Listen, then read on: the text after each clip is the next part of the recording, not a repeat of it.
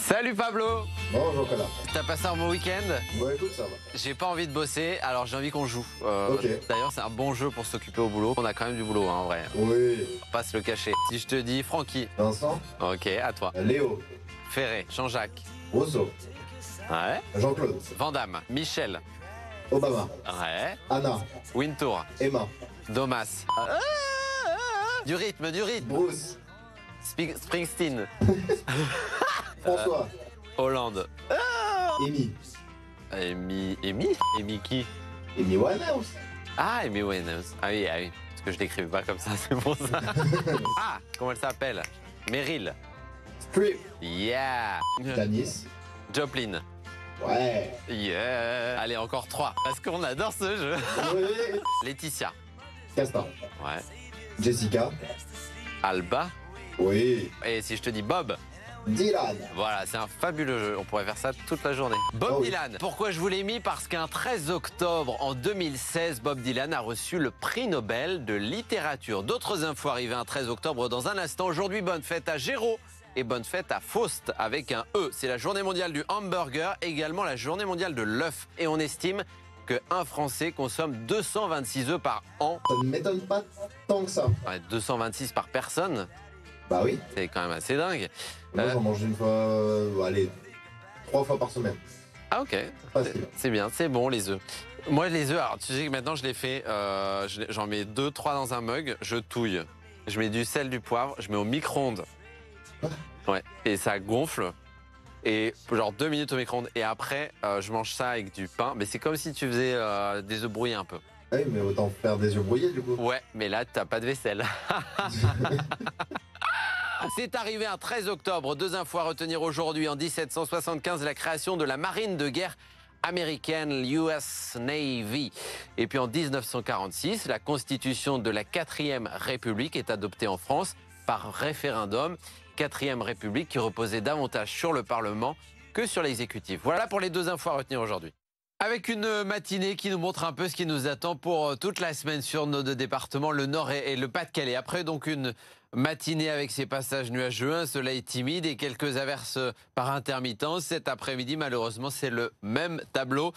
Quelques gouttes ici et là, rien de bien méchant, mais en tout cas, le soleil n'est pas seul. Côté température, comptez au mieux cet après-midi 19 à Berck, c'est la maximale, 17 à Boulogne-sur-Mer, c'est la minimale, qui concerne également Calais, Dunkerque, Saint-Omer, 18 à Douai ou encore 18 degrés du côté de Lille. Pour la suite de la semaine, je vous le disais malheureusement, le tableau est à peu près le même pour Lille, avec ce ciel qui va rester couvert et menaçant une bonne partie de cette semaine et des températures autour des 15-20 degrés.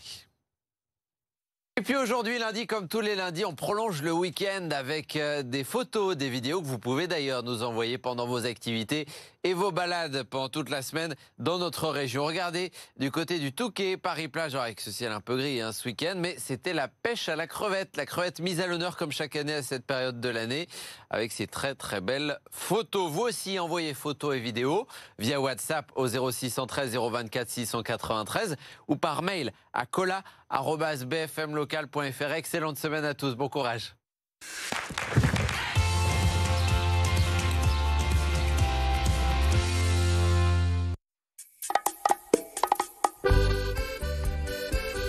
Vous aimez danser, vous aimez chanter et tout ça dans la bonne humeur?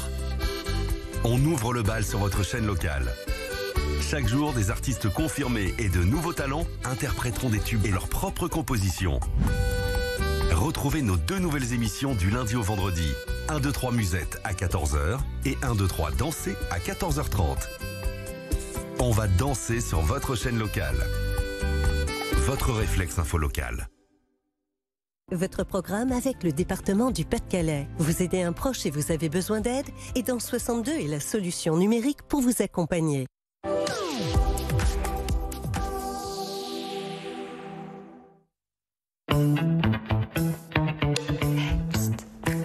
Croquez la pub à plein temps.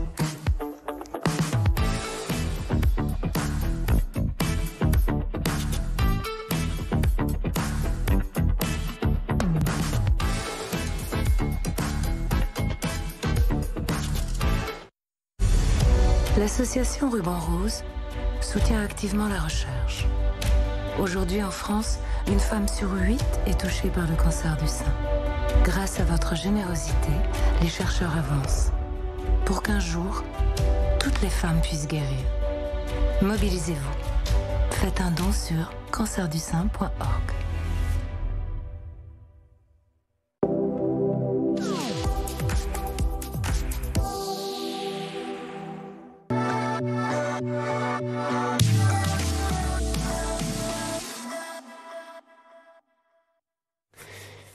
Ouais, bonjour le Nord, lundi 13 octobre, 9h15, avant de retrouver notre invité ce matin, le café de l'info, le café est Conso, Philippe Dutrieux de l'Automobile Club du Nord pour parler du radar de covoiturage sur l'A1 qui entre en service, je le rappelle, et des premières amendes attendues jeudi matin. Avant cela, le rappel des titres ce lundi. Et il y a 2 ans tout juste, Dominique Bernard était assassiné à Arras lors d'un attentat à la cité scolaire Gambetta-Carnot. Plusieurs hommages ont lieu aujourd'hui sur place. Demain, en France, une minute de silence sera observée dans tous les établissements avec également un hommage à Samuel Paty, tué lui il y a 5 ans. 2 ans après, à Arras, où en est l'enquête? Quand aura lieu le procès du terroriste? Les infos à suivre ce matin. Rassemblement aussi pour Alicia. Hier à Mastin, cette mère de famille poignardée par son ex-compagnon est morte peu après dans un accident de voiture. 500 personnes qui ont défilé hier en silence, tous habillés en blanc, des fleurs à la main. 5e féminicide de l'année dans la région. Reportage et témoignages à suivre tout à l'heure. Et on ne sait pas combien de temps va tenir ce nouveau gouvernement, mais il y a 2 nordistes dans l'équipe. D'abord Gérald Darmanin, bien évidemment reconduit à la justice, mais qui déclare mettre en pause ses activités partisanes. Charlotte Parmentier-Lecoq, elle est ministre déléguée à l'autonomie et aux personnes handicapées. Fin de l'aventure en revanche pour Agnès Pannier-Runacher, ministre depuis 2018, qui a renoncé d'elle-même à un poste au gouvernement pour redevenir députée de la 2e circonscription du Pas-de-Calais. Le Café Conso ce matin et l'Automobile Club du Nord. Et le Café Conso du lundi matin avec Philippe Dutrieux, je le disais, le directeur de l'Automobile Club du Nord. Xavier Inès aussi en plateau ce matin pour parler de ce radar de covoiturage sur l'A1. Xavier, vous nous avez fait un BFM Nord et vous la semaine dernière là-dessus, puisque ça fait 2 ans qu'on fait de la prévention, de la pédagogie. Les flashs, les amendes surtout vont commencer ce jeudi. Vous le prenez comment, vous, ce radar de covoiturage? En tout cas, cette voie de covoiturage, le principe même, c'est une bonne ou une mauvaise idée? Le principe, c'est pas mal parce que c'est vrai que ça permet normalement d'éviter un peu plus les engorgements. L'objectif, c'est aussi un objectif économique puisque s'il y a plus de fluidité, vous consommez moins. C'est un objectif environnemental, moins d'émissions de CO2. Maintenant, sur l'efficacité, je ne suis pas convaincu puisqu'on parle de 4 minutes de gagné, 12% du temps, sur un secteur de 13 km. Est-ce que c'est vraiment efficace? Autre souci, c'est que pour moi, à partir du moment où on met moins de voitures sur une voie, il y aura plus de voitures sur les 2 autres voies. Et on va pénaliser les gens qui n'ont pas la possibilité de covoiturer. Parce que justement, c'est combien de véhicules qui passent au moment les plus forts? Alors, il y a 100 000 voitures qui passent par jour sur la 1 sur ce secteur-là. Et je n'ai pas le nombre de voitures, mais c'est entre 6h45, 9h15, 9h30, où là, il y a vraiment beaucoup de voitures. Et c'est à ce moment-là qu'on va mettre en place le radar. C'est un secteur très identifié. En gros, c'est l'échangeur de Dourges, avec la rocade minière, la 21, jusqu'à Lille, l'Équin. Il y a 20-25 km, c'est là où il y a beaucoup de monde. C'est ça. Et actuellement, donc, la voie de covoiturage a été établie entre les secteurs, la sortie 17 Dourges et la sortie 19 Seclin. Est-ce qu'on a des retours d'automobilistes par rapport à ce dispositif? Parce qu'il y a eu des fast tests, c'est ça? Oui. Ça fait 2 ans. Oui. Ça fait 2 ans, depuis novembre 2023. Oui, il y a des retours. Alors, c'est vrai que ceux qui empruntent cette voie disent qu'en effet, c'est intéressant. Ils gagnent un petit peu de temps. Par contre, ce qu'ils considèrent également, c'est qu'il y a beaucoup de personnes qui sont seules et qui utilisent cette voie-là. Pratiquement une voiture sur 2, il n'y a qu'une seule personne, donc c'est pas respecté aujourd'hui. Bon, et là, forcément, pour celles et ceux qui ne respectent pas, ça va tomber jeudi. Les amendes sont salées. Ça va tomber, ça sera 135 € pour un PV. Aujourd'hui, c'est uniquement pédagogique. On a indiqué aux gens, seul à bord, changer de fil. Aujourd'hui, mais maintenant, dans 3 jours, ça va être autre chose, ça va être 135 €. Et le problème de changement de fil également, c'est que ça perturbe aussi le trafic, parce que c'est ça qui crée les embouteillages, le fait de changer de fil. Donc, on se rend compte que malheureusement, les gens ne sont pas toujours respectueux des règles, et voilà. En fait, ces amendes, elles vont tomber, si j'ose dire, d'un seul coup, parce que il y a eu de la prévention, des messages, mais celles et ceux qui ne respectaient pas, peut-être le faisaient-ils exprès, peut-être ne faisaient pas attention non plus, c'était pas de leur faute quelque part. Est-ce qu'il n'aurait pas fallu pendant ces quelques mois que le radar fonctionne, qu'ils reçoivent un message chez eux en disant oui, c'est vrai que ça aurait été plus judicieux. C'est un message de prévention. Ouais. La prochaine fois, c'est une vraie amende, quoi. Oui. Après, je trouve que c'est pas non plus l'information n'est pas évidente parce que moi j'ai pris justement cette voie. C'était la semaine dernière. J'ai vu attention radar de covoiturage, mais en fait il fonctionnait pas parce qu'on roulait à 110 ou 130. Mais je me suis dit mais alors le radar il marche donc je dois être sur la voie de milieu. Comment ça marche, etc. Je savais pas trop ce qu'il fallait faire, quoi. C'est de marquer attention radar, etc. Donc j'avais l'impression qu'il y avait un radar et qui fonctionnait. Donc c'est pas toujours clair, mais c'est vrai qu'aujourd'hui on leur dit simplement changer de fil. Ils disent, bon, de toute façon à la limite je m'en fiche, j'aurai pas de PV. Mais le fait d'avoir un message chez soi, c'est vrai que ça incite un peu plus. Et puis on a vraiment l'information, la bonne information chez soi. Là, ils ne savaient peut-être pas à quoi ça correspondait. On est les premiers à essayer de faire passer le message dans les médias, sur les panneaux, mais à chaque fois, on reçoit aussi des messages de téléspectateurs. Ah ben j'étais pas au courant. Sauf qu'il y a une information publique, mais elle n'est pas facile à faire passer. Non, mais c'est ça. Et puis globalement, les gens ne lisent peut-être moins les journaux, sont plus sur les réseaux sociaux, et c'est pas évident de faire passer une information. Donc vous êtes là pour ça. On essaie, tant mieux. Mais qu'on se le dise, un covoiturage, c'est également une mère et son enfant, un époux et sa femme. Il suffit d'être deux en voiture. Voilà, il faut être deux en voiture. Alors n'essayez pas de mettre un mannequin à côté, parce qu'en fait ça détecte la chaleur humaine. Ah oui. Ah, ça détecte la chaleur humaine. C'est par rapport à la température. Ah, faut pas mettre juste une photo imprimée. Voilà, exactement. Ça marche pas. Ah oui, quand même, c'est pointu. Et puis ce qu'il faut bien préciser également, c'est un losange blanc sur un fond bleu, ce que les gens ne savent pas toujours. Oui. En plus, ça ressemble au logo d'une parce que fameuse... ça, on l'a pas forcément appris au code de la route, en fait. Ah bah non, ça n'existait pas. C'est extrêmement récent, donc les gens ne savent pas à quoi ça correspond. C'est quoi ce losange? C'est un dispositif qui va se développer encore plus dans notre région. Oui, alors ça a d'abord été mis en place sur la région parisienne il y a quelques années. Maintenant sur le nord, c'est vraiment au départ à titre expérimental sur un plus petit secteur, mais on envisage de le mettre sur un plus gros secteur et pourquoi pas sur d'autres autoroutes, sur l'A23, l'A25, sur lequel il y a beaucoup de trafic également. Lille, en fait, finalement, il y a beaucoup de monde, sauf que sur l'A25, il n'y a que deux voies. Donc s'il y en a une covoiturage, c'est tout le monde sur salle de droite avec les camions. Là, sur la 23 aussi. Débat, sur la 23 aussi, effectivement. Juste pour voir aussi par rapport au covoiturage, vous dites tout le monde ne peut pas covoiturer. Est-ce qu'il y a suffisamment, d'aires de covoiturage, de parking, de choses mises en place comme ça sur la 1 pour l'instant? Moi, je pense que c'est pas mal. Il y a pas mal d'aires de covoiturage qui sont mises en place. C'est pas ça le problème. C'est plus que les gens, quelquefois, n'ont pas les mêmes horaires de travail, ont besoin de leur voiture dans la journée, ou n'habitent pas au même endroit, etc. Donc, il y a un certain nombre de contraintes qui sont obligatoires pour pouvoir covoiturer, et tout le monde n'a pas cette possibilité-là. Donc, c'est ça un peu le problème, c'est que c'est bien il faut vraiment encourager le covoiturage, bien évidemment. Ça permet vraiment d'avoir plus de fluidité, moins d'émissions de CO2, etc. Mais après, il faut pouvoir le faire, c'est pas toujours évident, quoi. Et est-ce que du coup, ça va pas inciter quelques automobilistes à prendre les voies secondaires et à surcharger peut-être des voies communales? Oui, c'est toujours un petit peu la crainte que l'on a. Est-ce que c'est vraiment le cas? Parce que l'autoroute, c'est comme direct, c'est un peu plus facile. Les petites voies, vous traversez les villages, vous avez les feux rouges, vous passez beaucoup de temps. Mais ça peut en effet être une conséquence. Bon, ce sera jeudi matin en tout cas. Jeudi matin, 16 octobre. Attention. On en reparlera, effectivement. On sera là, vous inquiétez pas, jeudi matin pour vous rappeler et de faire attention au radar de covoiturage sur la 1 parce que 135 € l'amende quand même, ce n'est pas rien. C'est dès ce jeudi. Merci Philippe du trio de l'Automobile Club du Nord d'être venu ce matin pour nous donner toutes ces infos et on enchaîne donc on passe à l'histoire du jour.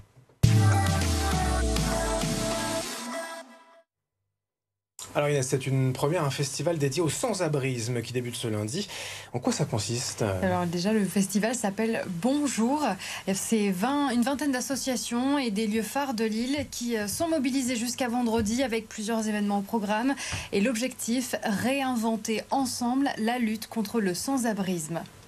Et chaque jour de la semaine, ils exploreront les manières de vivre ensemble sur le territoire, de créer du lien, mais aussi des rencontres. Oui, à quoi au programme de ce festival? Des maraudes, des repas, de la musique, des jeux, des massages même. Et par exemple, ce lundi, de 15h à 18h, il y aura un atelier bien-être à la Mousse Touche. Donc c'est un bar qui est situé du côté de du boulevard Jean-Baptiste Lebas à Lille. Juste à côté de Saint-Saul. Voilà, le bar se transforme aujourd'hui en centre de bien-être pour tous, avec au programme des massages, des jeux, et il y aura des médecins, des coiffeurs sur place. Mercredi, un atelier cuisine collectif organisé à Chaubouillon, là qui est situé aussi à Lille. Le but, c'est de préparer le repas pour 100 personnes à partir des invendus, avec donc cet atelier gratuit qui sera ouvert à tous. Il faut s'inscrire. Et puis aussi un grand banquet joyeux de 18h30 à 22h rue de Colmar à la Magdala. Là aussi, c'est à Lille. Et la sensibilisation ludique avec un parcours secret qui sera organisé donc demain de 9h à 12h30 du côté du Carrefour Express de la rue de Valmy. Pendant une matinée, eh bien, vous allez pouvoir vivre le quotidien d'une personne à la rue et découvrir la ville avec leur regard.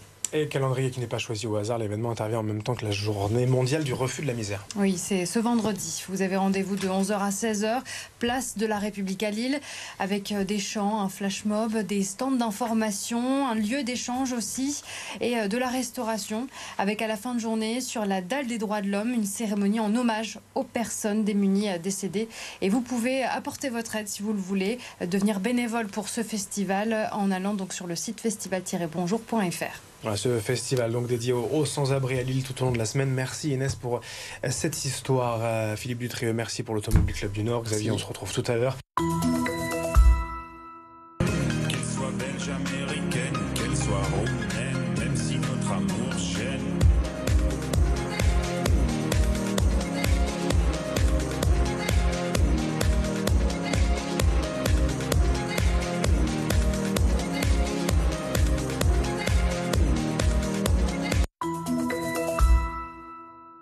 Ce soir à 21h10, sur RMC Story, Décapant, les experts du nettoyage, mission extrême. Sur RMC Découverte, inédit, Wheeler Dealers France s'attaque à une Alfa Romeo 147 GTA. Sur RMC Live, l'arnaqueur, Romain Duris, Vanessa Paradis, qui craquera le premier.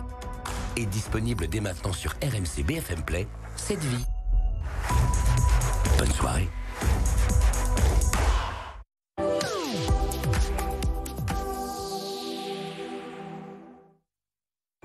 Que nous sommes tous liés à notre âme sœur par un fil rouge invisible. On dit que ce fil rouge est invisible, mais parfois, il est juste sous nos yeux. Succombez au Cupra Formentor hybride à partir de 399 € par mois, sans apport. GMF, bonsoir. Bonsoir, je vous appelle parce que j'ai été cambriolé. J'envoie un serrurier pour sécuriser votre domicile. Et si vous en avez besoin, on vous mettra en contact avec notre assistance psychologique. Merci. Assurance Habitation GMF. S'occuper des autres comme on s'occupe des siens. C'est ça, être assurément humain.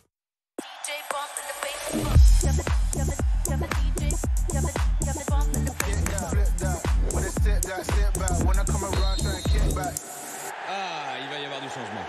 Et ça repart. Il remonte au terrain. Oh là là, ça va très vite là. Il envoie dans l'axe. Oh le contrôle. Oh le contrôle. Boulanger, plaisir partagé. Allez-y, présentez-vous. Enchantée, nice to meet you. Moi, c'est table enceinte connectée. Mais mes amis m'appellent Fabuleuse. Ah oui, pourquoi? Parce que moi, toute seule, je peux ajouter du design à une pièce, recharger un téléphone et même mettre l'ambiance. Alors, c'est bon, j'ai le rôle. La table enceinte 3 en 1 Homeside Leclerc à seulement 38 €. Tout l'équipement de la maison est à prix Leclerc. Leclerc. Vous pensez que Carglass c'est que pour le pare-brise? Bah non, il y a une nouveauté. On change aussi vos balais d'essuie-glace, Même quand vous n'avez pas besoin de changer le pare-brise. des balais usés, on voit moins bien, ça fait des traces, ça broute, ça couine, et quand ça fait C'est qu'il est temps de les changer. Et comme c'est pas si simple de les remplacer soi-même, on les installe pour vous. vous repartez avec des beaux balais bien neufs, bien souples, et vous y voyez mieux. Et chez Carglass, tous les balais Bosch c'est moins 50% maintenant. Carglass répare, Carglass remplace. Father wears his Sunday's best. Mother's tired, she needs to rest. The kids are playing up downstairs. Besoin d'une lampe? Chez Leroy Merlin, on a des petits prix toute l'année pour tous vos projets. Leroy Merlin, on peut tout construire ensemble, même l'avenir. 6 heures de plein air. 1 heure de marche. 45 minutes de petites attentions. 4 secondes de bonheur. Filière qualité Carrefour, mieux pour les producteurs, mieux pour les animaux et meilleur pour vous. Carrefour, on a tous droit au meilleur prix. Alors qu'en vrai, il fait quoi de plus que nous, Lucas? Les congés, les notes de frais, les feuilles de temps, l'envoi des bulletins, les dossiers RH. Il y a les recrutements, les formations, les évaluations, les titres restaurants. Lucas, des logiciels qui facilitent le quotidien des RH des salariés. Des humains, quoi. Il y a les moyens de paiement aussi.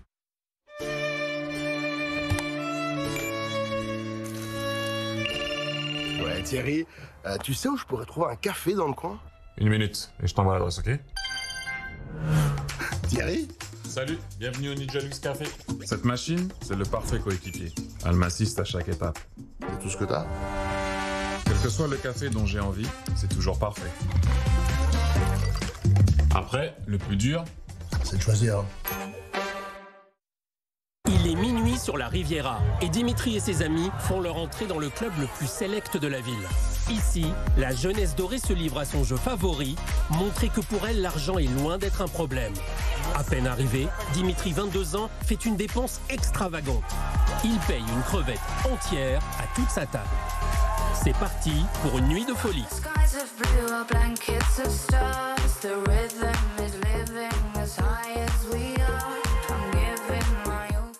L'autre droite, voilà. Elle a droite, on la prend à la maternelle, non?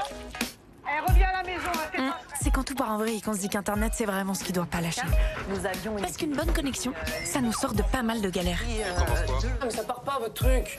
Qu'est-ce que tu fais? Mais si, ils disent que la banane, ça marche pour te des libides. Ça te fait rire, toi? Bon, après, c'est clair que ça peut pas tout rattraper non plus. Et même si on peut pas faire grand-chose contre le karma, on peut au moins faire en sorte que votre connexion Internet soit pas une galère de plus. Orange est là. Tu vois, quand je cherchais un prêt pour mon appart, je rêvais d'avoir un CDI. Ah, mais c'était devenu une obsession, je pensais qu'à ça. Je mangeais CDI, je vivais CDI partout. Et t'as fini par trouver un? Non, mais j'ai quand même acheté un appart. Permettre à nos clients d'emprunter sans avoir de CDI, c'est ça, construire pour que le monde bouge. CIC. En adoptant aujourd'hui les bons réflexes, on pense déjà aux automobilistes de demain. Chez Noroto, la révision éco-contrôle, c'est une révision garantie constructeur préservé et un diagnostic anti-pollution inclus.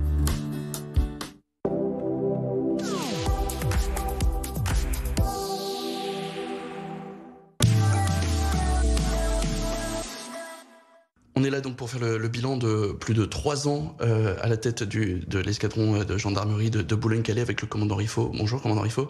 Bonjour. Ça fait donc plus de 3 ans que vous avez ici piloté plusieurs centaines d'hommes ici à la tête de la gendarmerie.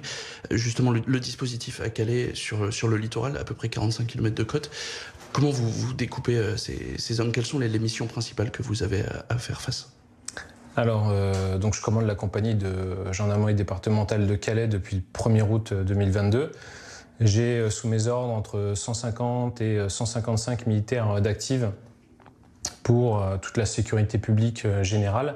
Et à côté de ça, j'ai un renfort de environ 150 réservistes et une trentaine de gendarmes mobiles, ce qui fait peu ou prou 180 militaires en renfort pour réaliser la mission de lutte contre l'immigration irrégulière et clandestine sur les secteurs des brigades de Marquise au nord de Boulogne-sur-Mer et de Neuchâtel-Ardelot au sud de Boulogne-sur-Mer. Justement, cette lutte contre l'immigration clandestine, ça fait partie c'est peut-être la mission la plus importante à laquelle vous ayez eu à faire face? La mission de lutte contre l'immigration irrégulière et clandestine, la LIC, c'est une des missions principales, voire, comme vous l'avez dit, la plus importante, parce qu'elle nous occupe, nous, les officiers de la compagnie, c'est-à-dire moi, mon second et mon adjoint, c'est-à-dire mon numéro 3, une grande partie du temps. Néanmoins, on a, comme je vous l'ai dit, toujours ces 150-155 militaires d'actifs qui sont dédiés au reste de l'activité de la compagnie. L'objectif étant que cette mission importante sur le territoire, liée à la crise migratoire, ne détourne pas les moyens qui sont organiquement prévus pour lutter contre la délinquance du quotidien. Comment elle a évolué, cette crise migratoire, sur les plus de 3 ans que vous avez fait ici? Eh bien, écoutez, déjà, il y a eu une évolution en termes de moyens. Mon prédécesseur a commencé avec 4 sections de réserve territoriale. J'en suis aujourd'hui à 9. J'avais à l'époque un peloton de gendarmerie mobile en renfort et j'en ai 2 aujourd'hui.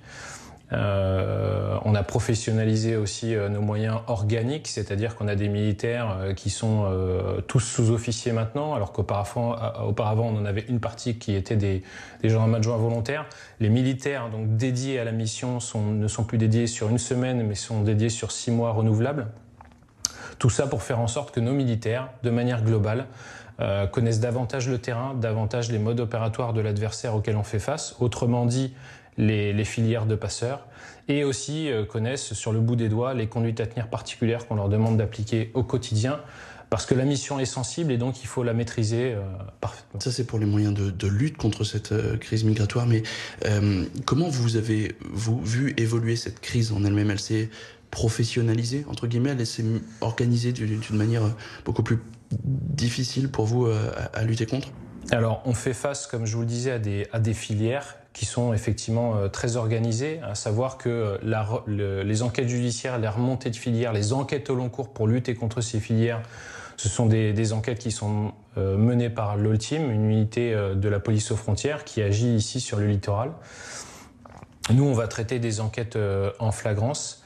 Et donc, pour lutter très concrètement, opérationnellement sur le terrain, oui, on a vu une évolution, notamment la violence à laquelle on est confronté. Les filières de passeurs encouragent aujourd'hui davantage les groupes de migrants à être violents vis-à-vis de nous pour mettre davantage de chances de leur côté d'atteindre la mer. Comment le vivent vos hommes, ça? Alors, la violence à laquelle on fait face, on est formé pour ça.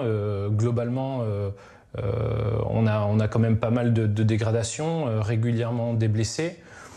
C'est quelque chose que l'on vit bien. Après, il y a cet aspect drame humain. La crise migratoire est un drame humain même si on est gendarme ou policier ou même pompier, on la vit au quotidien dans notre chair. On fait parfois le parallèle avec des enfants qu'on a nous aussi. Donc on est très sensible à tout ça.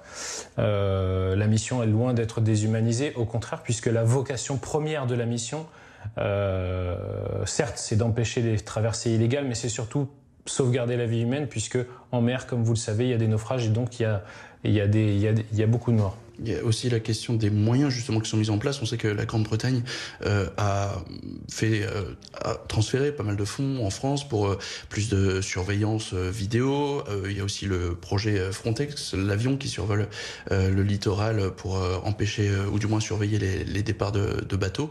Est-ce que ces moyens récents, supplémentaires, pour vous sont intéressants, complémentaires, vous aident plus efficacement à lutter contre ces traversées?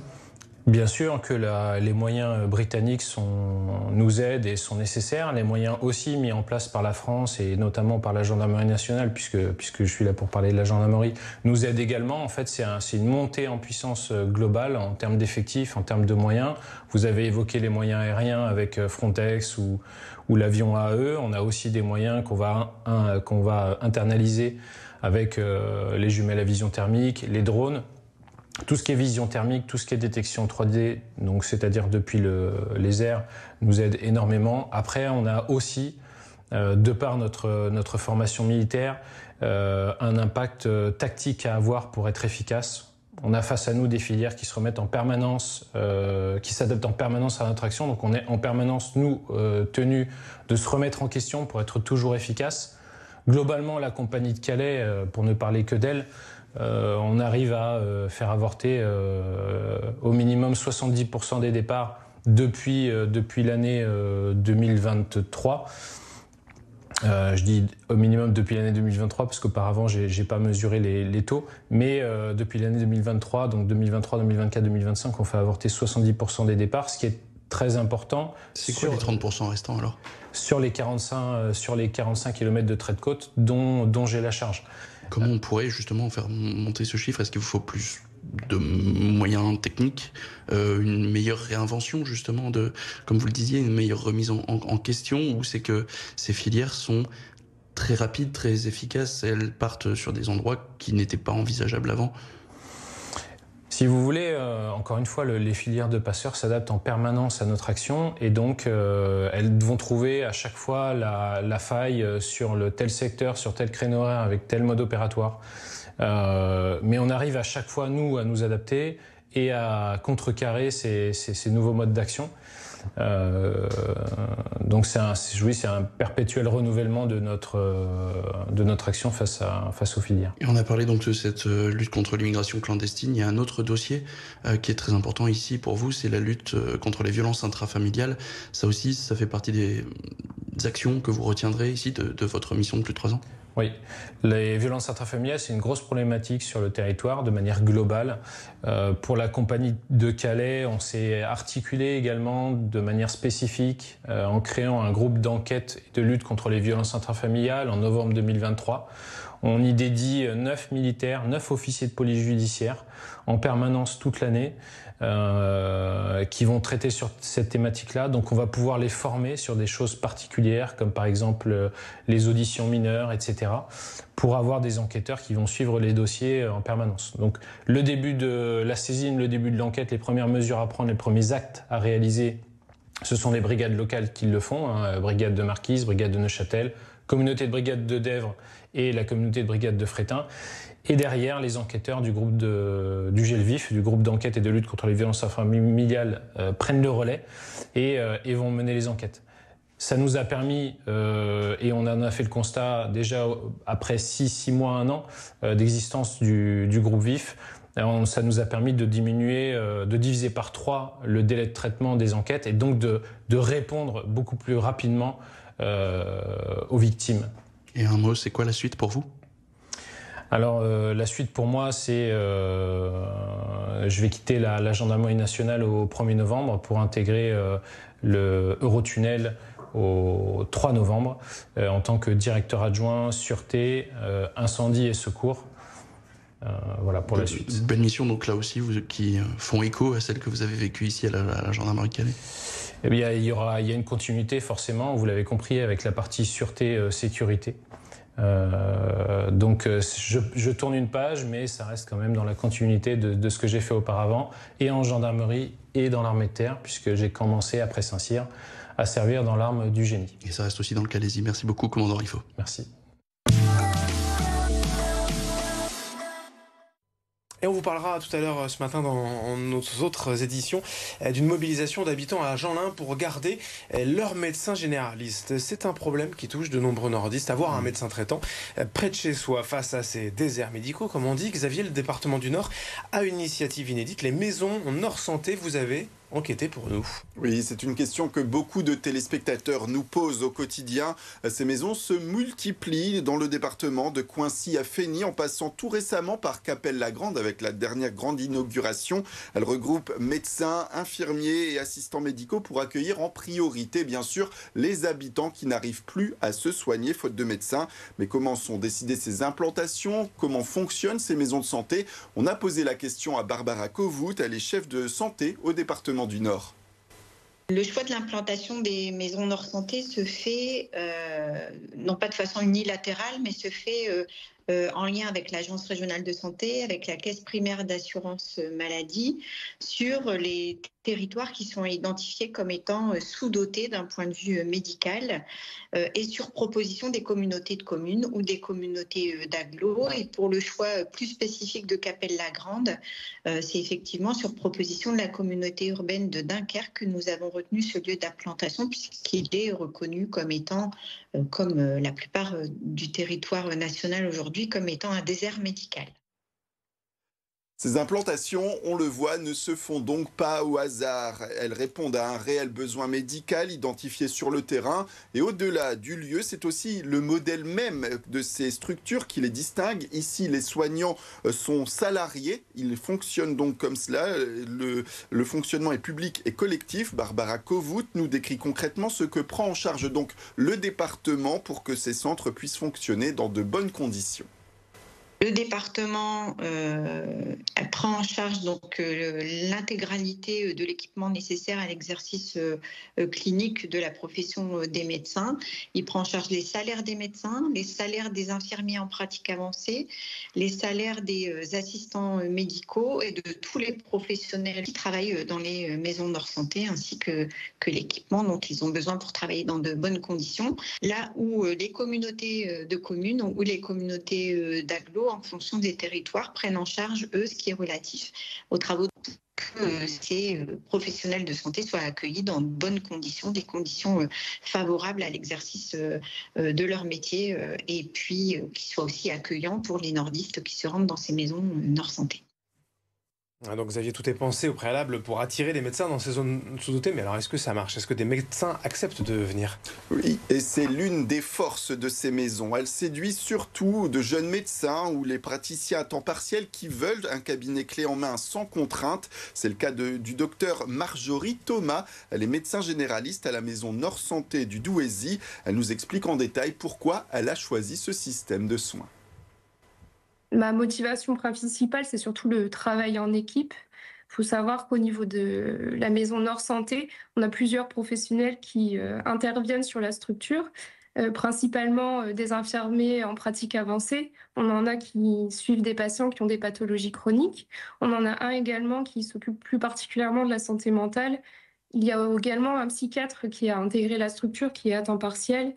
On travaille avec des assistants médicaux et aussi plusieurs médecins généralistes. Et bien sûr, il y a le secrétariat aussi pour accompagner les patients. Donc, c'est le travail en équipe surtout qui m'a motivée. En tant que médecin généraliste, on est déchargé des tâches administratives. Donc, le temps médical est vraiment sanctuarisé. Et ce qui est agréable dans ces conditions de travail, c'est qu'on a vraiment l'impression que le patient est pris en charge globalement. Pas tellement...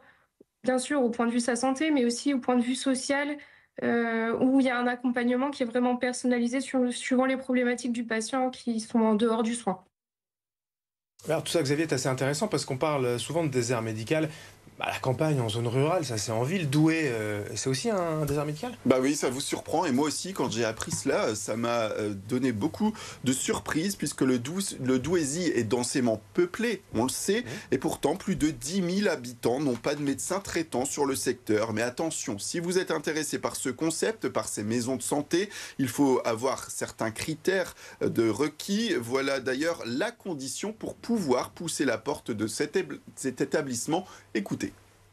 La condition pour entrer dans le centre de santé, c'est de ne pas avoir de médecin déclaré au niveau de l'assurance maladie. On ne prend pas en charge des patients qui ont déjà un médecin traitant. On est vraiment là pour répondre à un besoin de santé de la population. On n'est pas là pour faire concurrence aux médecins libéraux. Donc en fait, la condition pour rentrer dans le centre, c'est qu'il n'y ait pas de médecin déclaré. Et le retour des patients, Adrien, est très positif. Certains reprennent un véritable parcours de soins après des années sans suivi. Pour connaître l'impact concret sur les habitants de notre territoire, sur le département du Nord, eh bien Barbara Kovout nous donne quelques chiffres. Aujourd'hui, on a 9000 nordistes qui ont retrouvé un médecin traitant grâce aux maisons Nord Santé. On a un peu plus de recul évidemment sur celle de Coincy dans le Douaisis puisque c'était la première. Donc 9000 nordistes qui n'avaient pas ou plus de médecin traitant et qui ont retrouvé un médecin traitant en la personne non pas d'un médecin clairement identifié, mais d'une maison Nord Santé, puisque quand on fait une déclaration de médecin traitant à l'assurance maladie, là on déclare non pas un médecin, docteur X ou docteur Y, on déclare la maison Nord Santé de Coincy ou la maison Nord Santé de Fény ou d'autres d'ailleurs. Ah, c'est impressionnant déjà. Alors au-delà du soin, ça doit aussi faciliter la vie des habitants pour les rendez-vous, les urgences, n'est-ce pas? Exactement. Je sais que vous allez l'apprécier, Adrien. Les patients prennent rendez-vous facilement via le secrétariat en ligne. Il y a toujours des créneaux d'urgence disponibles. Le suivi est lui collectif. Le dossier médical est partagé entre tous les professionnels. Un dossier médical qui permet de reprendre le lien entre chaque consultation. On a accès à ce qu'a fait nos collègues, que ce soit médecins généralistes, infirmiers en pratique avancée ou même des notes de l'assistant médical, des autres professionnels autour de la structure. Et en fait, ce dossier médical, on essaye de le synthétiser au maximum pour éviter que le patient, qu'il y ait des manques d'informations, en fait, ce qui peut arriver quand il y a plusieurs intervenants. Mais on essaye de faire en sorte que le parcours du patient soit le plus fluide possible dans la structure. Et pour certains habitants, ces maisons de santé représentent bien plus qu'un simple cabinet médical. Un suivi régulier est de mise et un contact humain est enfin retrouvé. Barbara Kovout nous raconte également aussi ce que cela change pour les patients au quotidien. C'est un retour quotidien qu'on a des usagers et de la patientèle de nos maisons Nord Santé, des personnes qui s'étaient éloignées des soins, qui avaient des ruptures dans leur parcours de soins, qui n'avaient plus de traitement, qui n'avaient plus de suivi, dont beaucoup de ces patients, quasiment la moitié, sont en affection longue durée, donc ce qu'on appelle le 100%, donc pour des pathologies qui nécessitent justement un suivi et qui s'étaient éloignés de ce suivi parce que pas ou plus de médecin traitant. Le médecin traitant qui est parti en retraite. On sait aujourd'hui que les médecins qui sont encore en poste sont pour la plupart âgés entre 50 et 60 ans et que donc il faut se préparer à ça.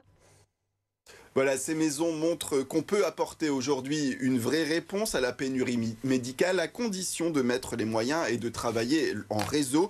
Et le département va encore plus loin avec un camion de dépistage mobile équipé d'un mammographe et d'un échographe qui commencera sa tournée le 5 novembre pour aller toujours au plus près des habitants. Merci beaucoup Xavier. Si vous avez des questions qui vous concernent dans l'actualité, des petits problèmes du quotidien ou juste des interrogations chez vous, n'hésitez pas à communiquer avec nous. Réagissez à l'antenne sur le QR code ici affiché avec le téléphone. L'adresse mail, vous la connaissez, toute simple, rédaction@bfmgrandlille.fr et par téléphone sur WhatsApp 06 24 99 65 41. BFM Nord et vous avec Xavier, c'est tous les matins 7h15 et 8h45. Alors Inès, c'est une première, un festival dédié au sans-abrisme qui débute ce lundi. En quoi ça consiste ? Alors déjà, le festival s'appelle Bonjour. C'est une vingtaine d'associations et des lieux phares de Lille qui sont mobilisés jusqu'à vendredi avec plusieurs événements au programme.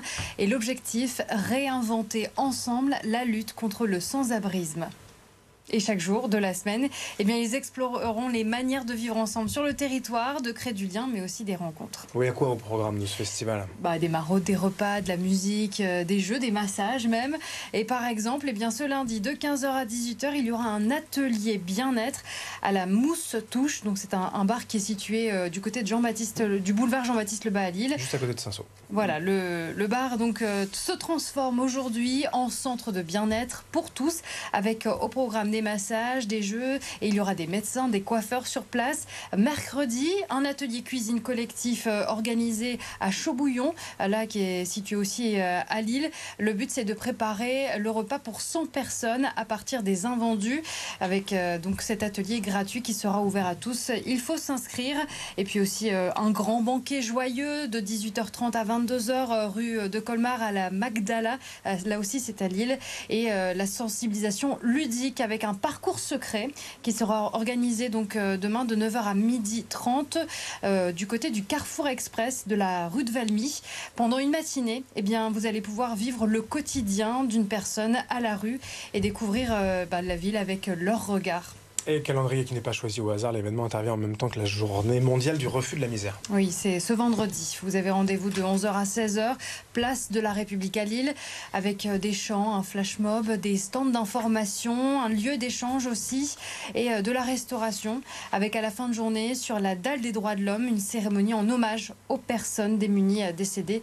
Et vous pouvez apporter votre aide si vous le voulez, devenir bénévole pour ce festival en allant donc sur le site festival-bonjour.fr. Voilà, ce festival donc dédié aux sans-abri à Lille tout au long de la semaine. Merci Inès pour cette histoire.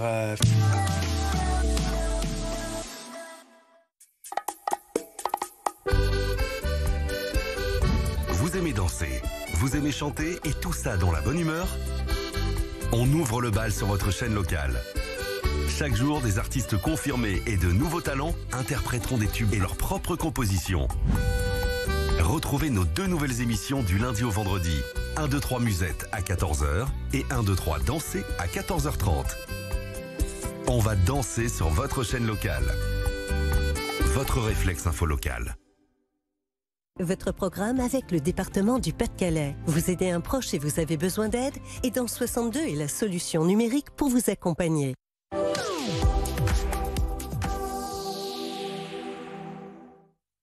Ça vous dit de venir chez moi ? Ici, j'ai façonné la plus belle grotte d'Europe. Une vraie merveille. Dans mon parc, on peut se balader à pied ou en safari au milieu des animaux sauvages. Et puis, vous ferez le plein de sensations fortes au sommet de mon tout nouvel accrobranche. Parce que chez moi, au domaine des grottes de Han, vous êtes naturellement chez vous.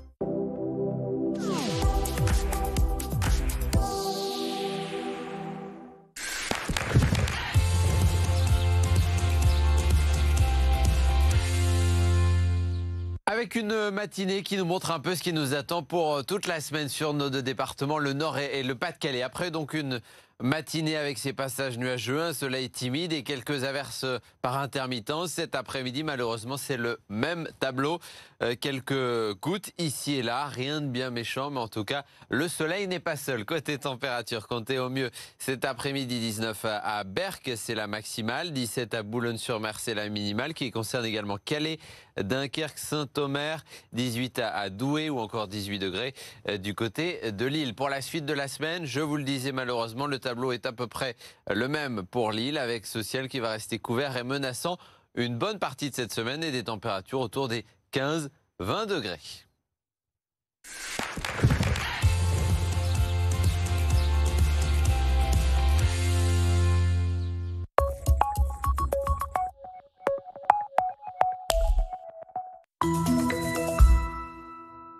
Qu'elle soit belge, américaine, qu'elle soit roumaine, même si notre amour gêne.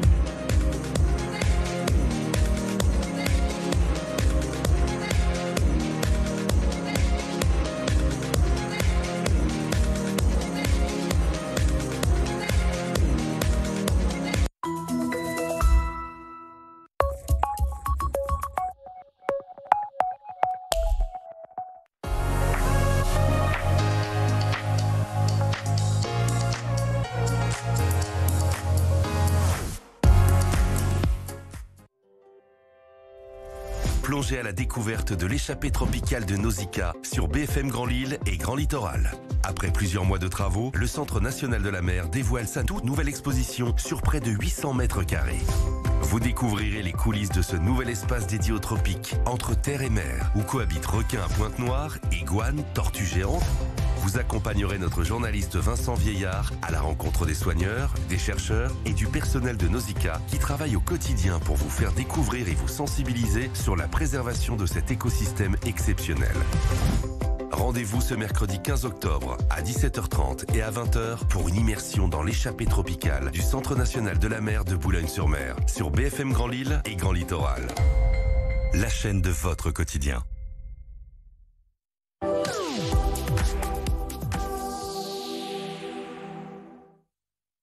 J'ai envie de rien en ce moment. Même me lever le matin, c'est trop dur. On m'a dit que ça allait passer, mais il n'y a rien qui change. Et en même temps, de te parler, ça me fait déjà du bien. Ça commence peut-être par là. Une personne sur 3 sera confrontée à un trouble psychique au cours de sa vie. Santé mentale. Osons écouter, osons en parler.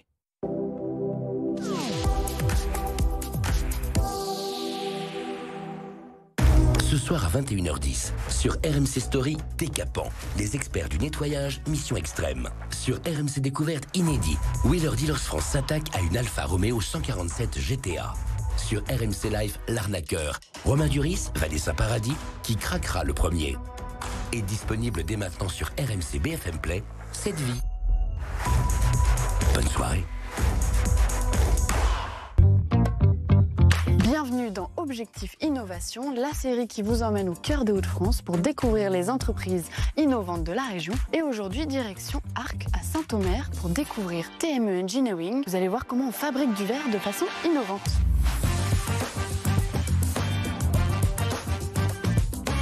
Bonjour, je suis Raphaël Malvezin et je suis le dirigeant de TME Engineering. TME Engineering est une société qui fournit des équipements et des solutions innovantes pour les machines de verrerie, de fabrication de bouteilles. Et je vais vous montrer maintenant un peu plus comment ça fonctionne. Une machine de verrerie de fabrication de bouteilles en verre fonctionne avec deux principales étapes. Une principale étape qui est à l'arrière de la machine où on vient former dans des moules l'ébauche, la préforme de la bouteille. Et une deuxième étape à l'avant où on vient faire ce qu'on appelle la finition, c'est-à-dire la forme finale de la bouteille. Ce qu'il faut savoir, c'est que la préforme, donc l'ébauche, est absolument cruciale pour les propriétés mécaniques du verre et la distribution du verre dans la bouteille. Tous ces paramètres sont déterminés à l'aide d'un automate. Cette grosse armoire bleue, comme celui-ci, on vient envoyer les signaux et les ordres vers la machine qui permettront de faire tous les mouvements mécaniques de la machine, qui décideront aussi du moment où la goutte de verre descend, qui permettront aussi de souffler et également tous les signaux de ventilation. Donc ça, c'est le fonctionnement classique et on va vous montrer maintenant comment nous, on innove à partir de ça et comment on vient traiter ces signaux-là. Le but de notre innovation, c'est de s'occuper de la phase de préformage de la bouteille ou d'ébauche. On équipe la machine de caméras infrarouges. Pour ça, il y avait 2 challenges. Le premier challenge, c'était de le mettre à l'intérieur de la machine. C'est un endroit qui est très sale, très graisseux. Donc on a dû concevoir ce boîtier qui accepte ça sans nettoyage. Le deuxième challenge, c'est d'avoir une solution économiquement viable qui permette d'avoir une caméra par section et de mesurer tous les cycles. Les signaux de température qui viennent de la caméra, on vient les rentrer dans notre automate et on vient intercepter les signaux de ventilation qu'on vient retraiter dans la nôtre pour obtenir les bonnes températures. Nos clients sont les fabricants de bouteilles en verre, contenants alimentaires en verre, de flacons de parfum et flacons de pharmacie, et ce, partout dans le monde. On a eu un fort soutien de BPI France sur tout ce qui est financement à l'innovation. Ensuite, Team France Export sur nos différents sujets d'exportation. HDFiD qui nous aide dans d'autres dispositifs et pour lesquels on a été lauréat de la catégorie innovation produit. Et enfin, pour l'avenir, on est lauréat France 2030 qui est un dispositif d'aide européenne régionalisé. Donc l'idée pour la suite, c'est utiliser la même plateforme installée mais apporter de nouvelles fonctionnalités, regarder d'autres moments du process et plus de valeur ajoutée finalement pour le client.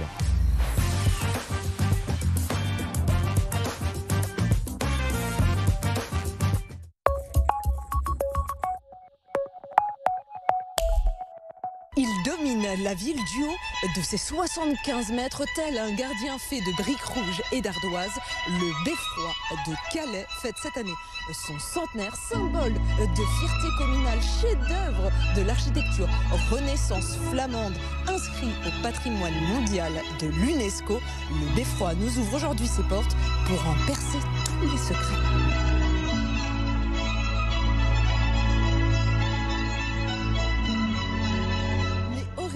Quelles sont les origines de ce beffroi?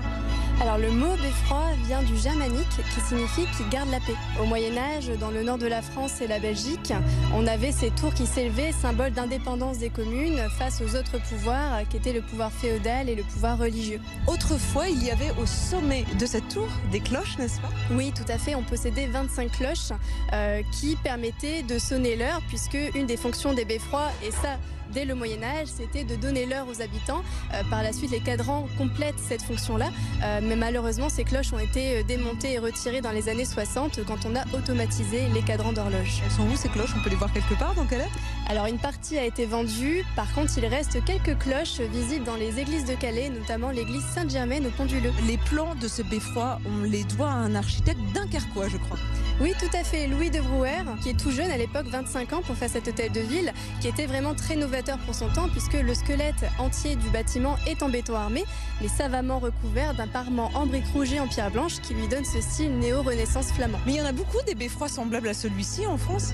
Oui, dans le nord de France, on possède 23 beffrois avec celui-ci, et la Belgique en possède également 33. En France, c'est depuis 2005 le classement au patrimoine mondial de l'UNESCO, et en Belgique, ça date de 1999. Il fait régulièrement partie du top 3 des hôtels de ville avec donc le beffroi sur les plus belles mairies de France. Mais celui-ci, par sa hauteur, et il est très majestueux. On a rarement des beffrois aussi hauts que celui-ci. Il fait partie des plus grands beffrois. Figurez-vous que j'ai des fourmis dans les pattes là. Donc j'y vais, je vous laisse, je grimpe. Merci. Pour monter au sommet de ce beffroi, 2 possibilités s'offrent à vous. Prendre l'ascenseur ou gravir les 175 marches à pied pour les plus courageux. Mais pourquoi tout ici est bétonné? Parce qu'avant tout, il repose sur du sable, le beffroi. Il devait avant tout résister à tout ce qui était vent, incendie, mais aussi parce que c'était économique. Mais ce qui est amusant, c'est qu'à l'extérieur, il n'y a aucune trace de ce béton armé. Pourquoi? En fait, c'est normal, c'est du béton démasqué. Le principe, en fait, c'était que l'intérieur, comme c'était pas visitable, il n'y avait aucun intérêt de le décorer. Avant tout, après, c'était l'extérieur. On l'a agrémenté de pierres blanches et de la brique rouge pour montrer la richesse et faire du parement pour cacher ce béton. Mais aujourd'hui, on peut le voir, le béton. Tout à fait, de l'intérieur, on le voit. Mais de l'extérieur, en fait, tout est richement décoré. c'est essoufflant, 150e marche et nous voici à l'étage de l'envers des 4 cadrans d'horloge répartis sur les 4 points cardinaux, c'est ça? Ouais, tout à fait, c'est ça. Donc à l'origine, en fait, l'heure était donnée par un système totalement mécanique qui avait un moteur au niveau de la place centrale, 4 bras articulés totalement mécaniques qui donnaient l'heure. On a même encore l'échelle qui est présente ici sur le bas, qui permettait en fait à la personne qui devait régler les aiguilles de pouvoir les manipuler en fait manuellement. Aujourd'hui, en fait, tout est passé en système électronique. Même le carillon, qui avait 25 cloches à l'origine, a été démonté, plus d'utilité à partir de 1961. Ah, c'est celui que j'entends là? Tout à fait, c'est bien celui-là que vous entendez. En fait, c'est la sonnerie en fait qu'on reprend aujourd'hui, qui datait déjà depuis avec le carillon existant et qui sonne la sonnerie de la gentille Annette. En fait, c'est du compositeur de Boieldieu et c'est une scène théâtrale tirée du Petit Chaperon Rouge. En fait, exactement. La sonnerie, c'est la gentille Annette. Il sonne toutes les heures de 7h à 21h? Ouais, tout à fait, toutes les heures de 7h à 21h. Sauf qu'aujourd'hui, malheureusement, en fait, cette sonnerie est faite par un système électronique, des haut-parleurs. On n'a plus la sensation de vibration par les cloches. Mais pourtant, vous gardez encore dans l'hôtel de ville l'orgue sur lequel le carillonneur jouait, c'est ça? Tout à fait. L'orgue en fait est toujours présent. On pourrait encore jouer dessus, mais en fait c'est comme c'est un système mécanique qu'on ne voit pas malheureusement, avec un système énormément de câblage, très difficile à régler. Donc en fait aujourd'hui on fait que cette sonnerie-là. Il n'y a plus de personne qui vient jouer sur cet orgue malheureusement. Et pourquoi vous variez pas les différents titres de musique? Pourquoi c'est toujours le même son qui sort de ce carillon? Alors en fait c'est toujours le même son parce que ce son était déjà repris sur l'ancien beffroi qui existait au niveau de Calais Nord, malheureusement qui n'existe plus aujourd'hui, détruit pendant la Seconde Guerre mondiale. Donc cette musique en fait était déjà décidée et choisie par le conseil municipal à l'époque, donc on reprend cette sonnerie. Il faut savoir quand même qu'il y a plusieurs sonneries qui sont enregistrées ici, donc entre autres la Marseillaise. Malheureusement en fait le système est trop compliqué au niveau mécanique pour pouvoir le régler. On l'a mis uniquement en fait sur la composition de Boieldieu. Si vous voulez, je peux aller jeter un coup d'œil et voir si je peux y arriver à tout remettre en place. Ça, je peux vous laisser faire. Après, je veux dire, le public et les Calaisiens vont être un peu surpris d'entendre les cloches sonner, non pas aux heures régulières. Je vais m'abstenir et par contre, je gravis les dernières marches parce que le sommet, je crois que ça va pas être mal. Ah, nous voici enfin au sommet de ce beffroi. Nous sommes à 55 mètres de haut et alors on a une vue extraordinaire à 360 degrés sur tout Calais. Tout à fait. Donc avant tout sur la partie nord, on a le Calais historique. Donc on peut revoir en fait la citadelle, les anciennes fortifications. On peut voir la tour du Guet. On peut voir le dragon de la Compagnie des Machines. On peut voir aussi l'église Notre-Dame où Charles de Gaulle s'est marié, le phare et ainsi que la construction en fait on va dire de la ville moderne parce que malheureusement tout a été détruit pendant la Seconde Guerre mondiale sur cette partie. Côté est, après on peut voir tout ce qui est la zone portuaire. Sur la partie sud, c'est la partie de Saint-Pierre-les-Calais. Donc on va voir toute la cité internationale de la dentelle, de la mode. On peut voir aussi le théâtre, l'église Sainte-Germaine. Alors cette église a quelque chose de spécifique. C'est elle qui a réceptionné les 3 cloches du carillon d'ici, qui a été démontée en 1961 et qui ont été placées dans cette église. Et sur la partie ouest, on va voir en fait toutes les anciennes maisons qui on dit appelées aussi maisons beau window, en référence aux maisons anglaises, que les fenêtres sortent des façades. Maisons très riches en fait, avec énormément de ferronnerie, d'art nouveau à l'intérieur, mais surtout en arrière-plan, le Cap Blanc-Nez, parce que la craie est blanche, tout simplement. Et sur le côté, on voit toute l'infrastructure en fait du site Eurotunnel. D'accord, mais moi, ce qu'on m'a dit, c'est que quand il fait très beau, si je regarde au loin, je pourrais percevoir peut-être les côtes anglaises. Alors c'est confirmé en fait qu'on a un beau temps, un ciel bien dégagé. On voit les côtes anglaises. Il faut savoir qu'entre le beffroi de Calais et Douvres, il y a à peu près 33 km qui nous séparent. Mais ce que je comprends pas très bien, c'est qu'aujourd'hui, notoirement, il fait extrêmement beau. Pourquoi je vois pas les côtes anglaises? Alors tout simplement, ça c'est une différence de température. Il fait beau en terre. Par contre, la mer est plus longue à se réchauffer. Une certaine brume en fait se fait. Des fois qu'on a du vent qui commence à se lever, ça se dégage et on a une très belle vue aussi bien pour les côtes anglaises comme aussi bien du côté de Dunkerque. Tiens, et qui est ce grand chevalier tout doré? Alors c'est l'un des 4 chevaliers qu'on trouve sur le chemin de ronde. Alors ce chevalier en fait était les gardiens de la cité avant tout, car il faut savoir que le chemin de ronde était en fait pour surveiller la ville. Le beffroi, l'utilité avant tout, c'était une tour de défense et d'observation. Une tour de guerre en fait? En fait c'était une tour de guerre, surtout pour la période médiévale, qui permettait en fait de surveiller la ville contre déjà déclarer tout incendie, mais voire aussi toute invasion venant de terre et de mer. Et en même temps aussi le beffroi servait à conserver les chartres qui étaient signées entre les notables de la ville et aussi le seigneur au niveau du château de Boulogne. Mais de qui s'est-on inspiré pour réaliser ces statues? Qui représentent-ils tous? Alors pour les Calaisiens, en fait, ces chevaliers représentent exactement le duc de Guise. Donc François de Guise, dit le Balafré, qui est un duc en fait venant de Lorraine et qui reprend Calais aux Anglais en 1558. Ah, c'est le libérateur de la ville. Tout à fait. Après 211 ans en fait d'occupation anglaise, c'est le libérateur de la ville, sous Henri II, qui vient reprendre la cité et remettre en fait Calais au royaume de France. Oh, et au-dessus de nos têtes, là, tout là-haut, c'est la girouette, c'est un dragon?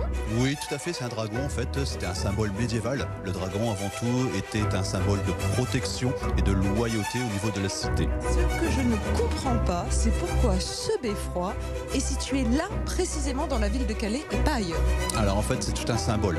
Tout simplement parce qu'à l'origine, Calais était deux villes différentes. La partie nord, qui était vraiment le Calais médiéval, le Calais historique.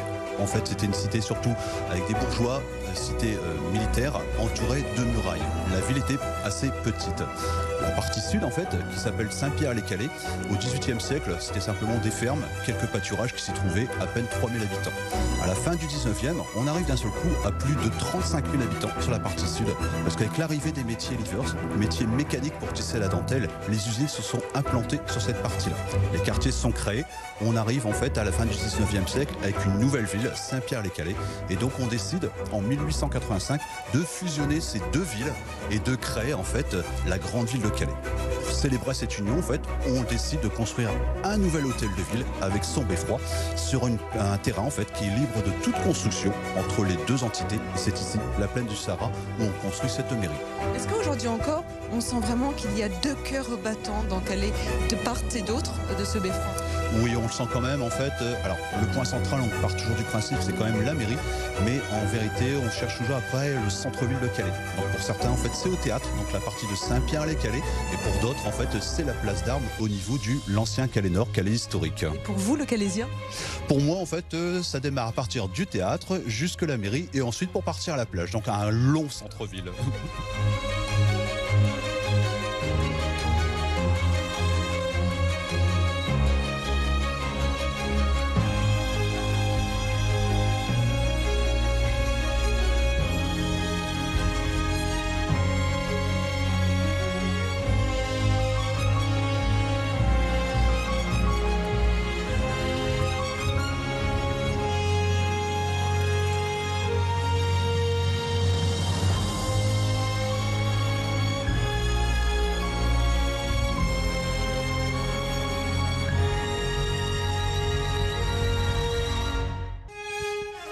À présent, l'hôtel de ville. Et dites-moi Aurélie, vous n'allez pas réorganiser mon mariage là ici? Non, c'est pas prévu. On a un mariage à 15h. Ah. Oh là là, tout est dans son jus là, avec cette entrée à tourniquet.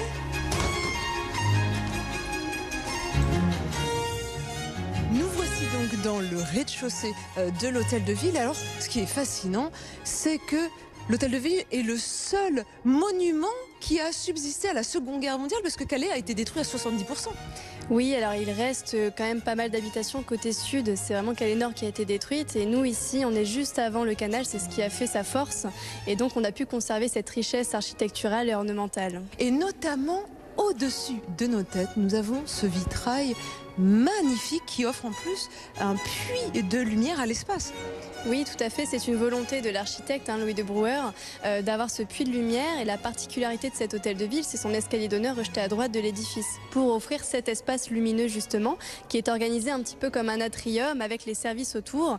On a d'ailleurs conservé les belles portes en chêne massif. Donc ce sont tous les bureaux qui sont autour de cette verrière. Et la verrière est l'œuvre donc d'Agrand, un atelier bordelais, très reconnu déjà au 19e siècle, et repris après par ses descendants au 20e siècle pour faire cette verrière qu'on a ici, qui est un mélange entre l'art nouveau et l'art déco, puisque la construction s'étale entre 1911 et 1925, avec la Première Guerre mondiale entre les deux, et donc ces changements de style qui arrivent un petit peu en même temps que la construction de l'hôtel de ville. Changement de style aussi, tout autour nous avons des objets, des sculptures beaucoup plus contemporaines, j'ai l'impression. Ça sert de salle d'exposition également? En effet, c'est vrai qu'on a un style très éclectique déjà de la volonté de l'architecte, mais en plus de ça, on a un maire qui aime beaucoup accueillir des expositions lors des saisons estivales à Calais. Donc ce sont tous des souvenirs en fait d'expositions qui ont eu lieu ces dernières années, y compris celle-ci qui est juste derrière nous, œuvre de Sacha Fasquelle, un maître ferronnier, qui a exposé d'ailleurs lors du centenaire de l'hôtel de ville et qui a offert à la ville quelques-unes de ses sculptures. Face à moi, l'escalier d'honneur et on est bien accueillis par cette Marianne à notre gauche. Oui, symbole républicain. Là, ici, il s'agit de la Marianne du sculpteur Ingelbert, reconnue à cette époque-là dans plusieurs mairies de France. Et d'ailleurs, ça vient compléter d'autres symboles républicains, comme la devise qui a été apposée sur la façade de l'hôtel de ville pour le centenaire. Ça n'a pas été fait à l'origine.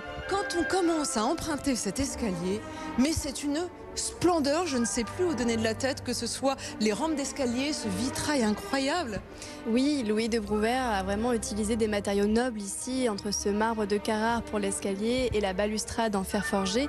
On a vraiment cette alliance entre un matériau qui est très lourd et puis ce travail de dentelle presque, de fer forgé, réalisé très habilement par Adalbert Zabot, maître ferronnier qui avait son atelier à Paris. Donc on va quand même chercher des artisans un peu partout en France, comme l'atelier bordelais pour ce vitrail qui est vraiment magnifique et qui relate la libération de Calais des Anglais en 1558. Et donc c'est un vitrail vraiment historique où on voit en premier plan le duc de Guise, François de Lorraine, qui reçoit sur un plateau la clé de la ville. Et en arrière-plan, on aperçoit la cité médiévale qui a disparu aujourd'hui, l'ancien Calais, quartier Calais-Nord. Donc on voit le château à droite et puis la porte de la ville au centre.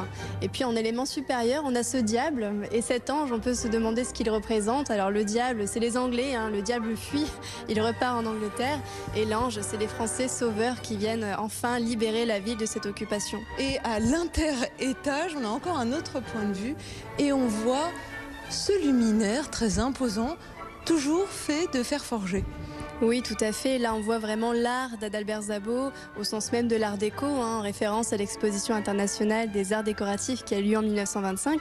Ça montre encore une fois cette richesse de l'hôtel de ville qui allie plusieurs styles d'architecture et de décoration.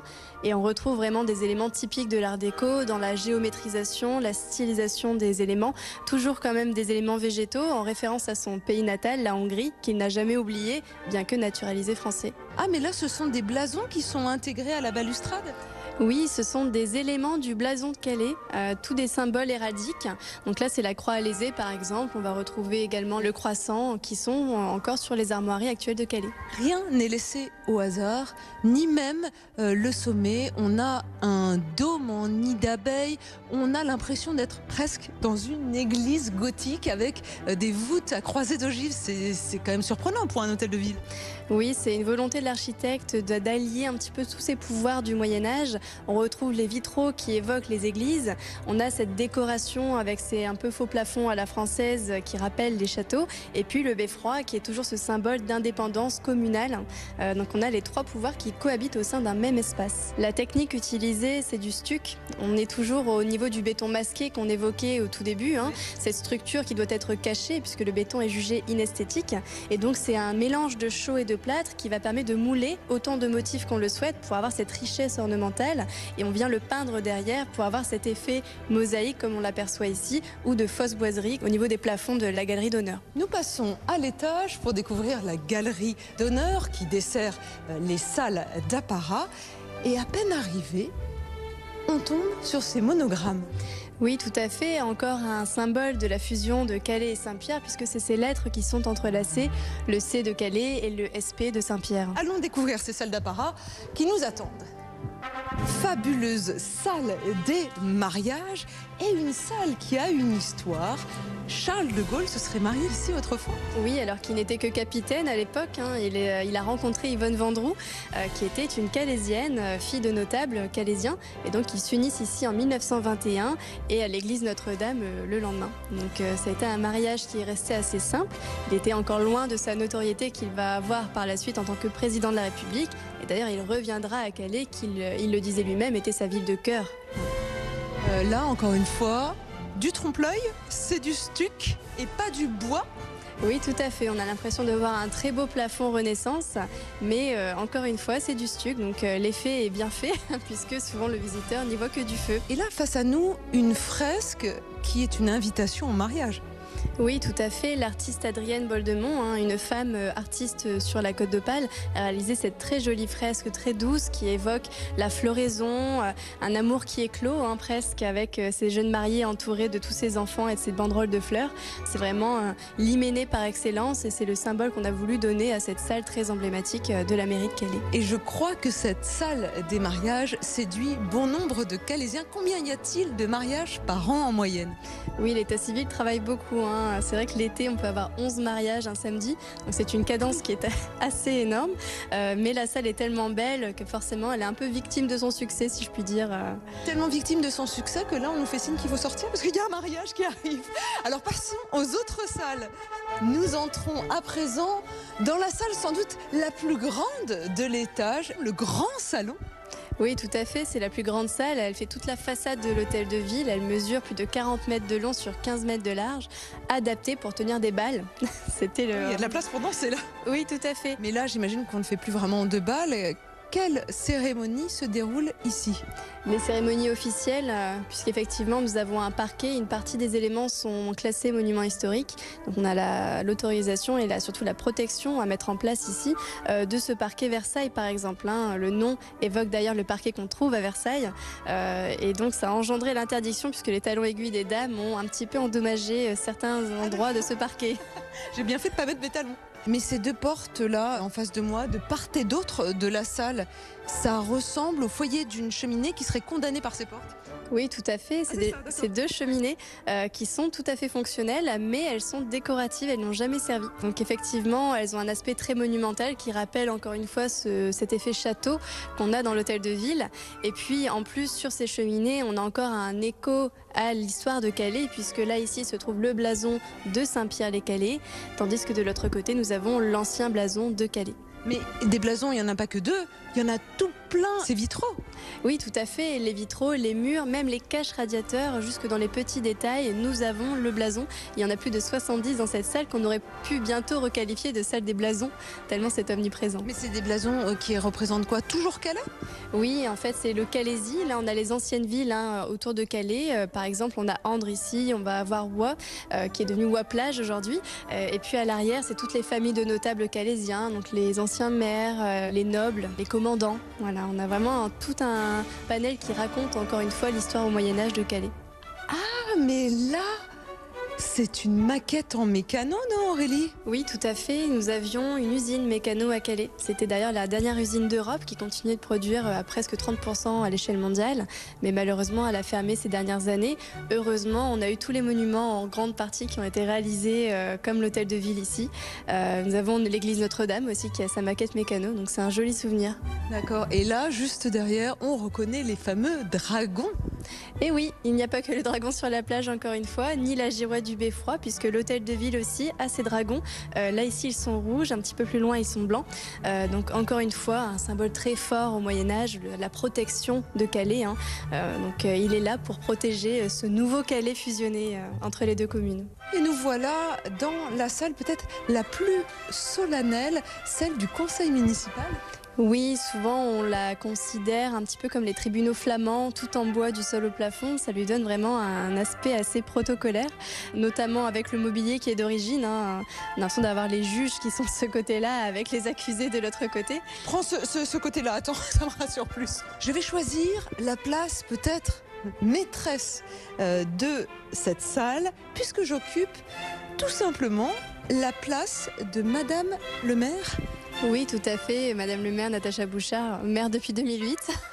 Et là, ici, à ses côtés, ce sont ses adjoints qui s'installent. Et en face, les 49, au total, conseillers municipaux qui sont disposés dans cette salle. Et les loggias, c'est pour le public qui s'installe donc tout là-haut. Et les bancs pour les journalistes. Mais de quoi discute-t-on ici? Quelles ont été les grandes lois peut-être qui ont été décidées ici ou peut-être des événements très marquants dans l'histoire de Calais? Alors, ça a été marquant tout au long. Si on rappelle encore une fois l'histoire, la fusion de Calais-Saint-Pierre, parmi les grandes décisions qui se sont prises ici, c'était l'emplacement de la gare centrale, c'était la place du marché, si on gardait côté Saint-Pierre ou côté Calais. Voilà, c'était assez, nous ça peut nous paraître très loin, mais pour les Calaisiens et Saint-Pierrois, c'était vraiment des questions essentielles à leur vie quotidienne. Toujours beaucoup d'ornementation dans chacune des pièces d'apparat et puis toujours une fresque au fond de la salle. Là, je crois deviner qu'il s'agit d'une reine, pas n'importe laquelle. Oui, tout à fait. La reine Philippine de Hainaut, mariage d'alliance avec l'Angleterre, puisqu'en face, c'est son mari Édouard III. Là, c'est la guerre de 100 ans. Calais vient d'être prise par les Anglais. Et donc, en signe de sacrifice, le roi a demandé à ce que 6 bourgeois viennent sacrifier leur vie pour remettre la clé de la ville de Calais. Les fameux bourgeois de Calais qu'on a représentés par Rodin dans les jardins. Oui, tout à fait. D'ailleurs, ils ont les mêmes attributs. On retrouve cette corde au cou, la simple tunique, pieds nus. En signe de reddition, on a enlevé toute leur richesse qui se voyait par les bijoux et les vêtements. Et c'est encore une fois une artiste calaisienne en 1925 qui a réalisé cette œuvre. Oui, tout à fait. Jeanne Thiel, une artiste calaisienne très engagée qui a beaucoup voyagé. On retrouve dans ses couleurs d'ailleurs la Méditerranée et l'Afrique du Nord, des couleurs très vives qui font tout le caractère de cette fresque. Et pour découvrir la dernière salle, il nous faut emprunter cette galerie traversante qui relie l'hôtel de ville derrière moi au Beffroi, et oui, juste en face de moi, pour entrer dans la salle d'apparat, une nouvelle encore. C'est en fait le bureau officiel du maire ici, mais pour certaines circonstances. Oui, tout à fait. Les personnalités de marque viennent ici signer le livre d'or, qui aujourd'hui est conservé aux archives municipales. Mais par exemple, on a Charles de Gaulle qui est venu en tant que président, parmi plein d'autres présidents de la République qui ont également foulé le sol calaisien. Et là, tout autour de nous, nous avons des portraits, des photos en noir et blanc d'anciens maires, j'imagine. Oui, on n'a pas pu tous les mettre puisque la salle est assez petite, de forme octogonale cette salle. On a les maires principalement masculins et puis une femme qui se détache et qui est le maire actuel de Calais, Madame Bouchard, première femme maire de Calais. Et juste au-dessus de nous, là encore, mais les plafonds sont toujours très saisissants, quelles que soient les pièces. C'est octogonal en plus. On a comme des mini-dômes avec des mosaïques dorées à l'intérieur. Oui, là vraiment l'accent est mis sur ce plafond avec un style alliant art déco, avec un petit peu d'exotisme. Effectivement, comme vous le disiez, ces coupolettes et ces mosaïques qui vraiment donnent une splendeur à cette salle qui est vraiment emblématique de toute la décoration de l'hôtel de ville. Allez, changement de décor. Nous voici à présent dans les jardins de l'hôtel de ville, des jardins à la française. Oui, on a vraiment un travail magnifique de ces jardins par les espaces verts. Calais, ville fleurie, 4 fleurs à Calais. Ces jardins à la française s'opposent aux jardins à l'anglaise. Ils sont beaucoup plus organisés, beaucoup plus géométriques. On a par exemple ces taupières, ces arbustes qui sont très bien taillés et puis assemblés avec tous ces fleurs de différentes hauteurs. Tout est vraiment travaillé, même le nombre de couleurs par parterre est défini pour que ce soit un jardin à la française. Et puis, autre détail et non des moindres, la fameuse représentation des bourgeois de Calais que l'on doit à ce grand sculpteur qui est Rodin. Mais qui sont ces bourgeois de Calais finalement ? Ce sont les hommes, les riches notables calaisiens qui ont donné la clé au roi d'Angleterre à la reddition de la ville. D'ailleurs, on retrouve cette clé tenue par un des bourgeois. Le plus connu reste quand même Eustache de Saint-Pierre sur le panneau central, reconnaissable à sa grande barbe. C'est vrai que c'est celui qui s'est avancé en premier pour le sacrifice pour sa patrie, pour Calais. Et puis là, au loin, sur l'hôtel de ville, la façade, je découvre 2 autres statues. Elles ont un rapport avec Rodin ou pas du tout? Oui, Jules Desbois, le sculpteur qui les a réalisées, était un ami de Rodin. Et c'est Jules Desbois qui va parler des bourgeois de Calais à Rodin. Donc ce n'est pas la ville qui a sollicité Rodin, c'est lui qui s'est intéressé au projet. Mais comment se fait-il qu'ils soient en hauteur, ces bourgeois de Calais, et pas plus bas finalement? C'est une volonté de la ville, mais pas la volonté de Rodin, puisque lui, il les voulait vraiment à ras du sol, pour qu'on soit à hauteur d'homme et qu'on s'identifie au personnage. Bah là, on les élève vers le céleste, c'est encore mieux. Si vous souhaitez à votre tour visiter l'hôtel de ville et son beffroi, sachez qu'ils sont ouverts toute l'année, à l'exception du 1er janvier, du 1er mai et du 25 décembre. Horaire d'ouverture de 10h à midi et de 14h à 17h30 du mardi au dimanche. Prix d'entrée 8 €, 5 € en tarif réduit et puis c'est gratuit pour les moins de 5 ans.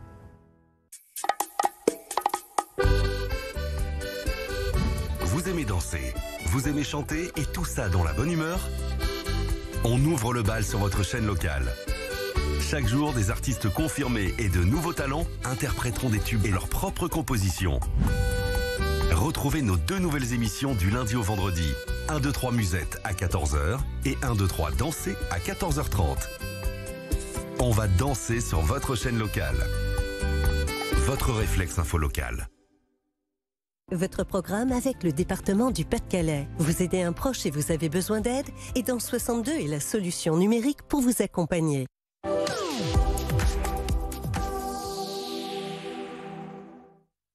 Ça vous dit de venir chez moi? Ici, j'ai façonné la plus belle grotte d'Europe. Une vraie merveille.